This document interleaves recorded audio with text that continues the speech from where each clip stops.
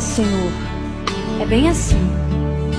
Às vezes em meio à noite perdemos o sono, mas não entendemos que é o Teu Espírito Santo nos chamando para orar.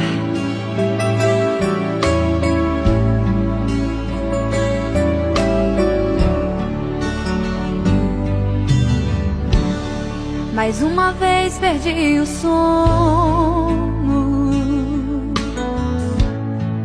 e então me levantei e andando pela casa, coração queimava igual brasa, com vontade de chorar. Minha alma angustiada, feito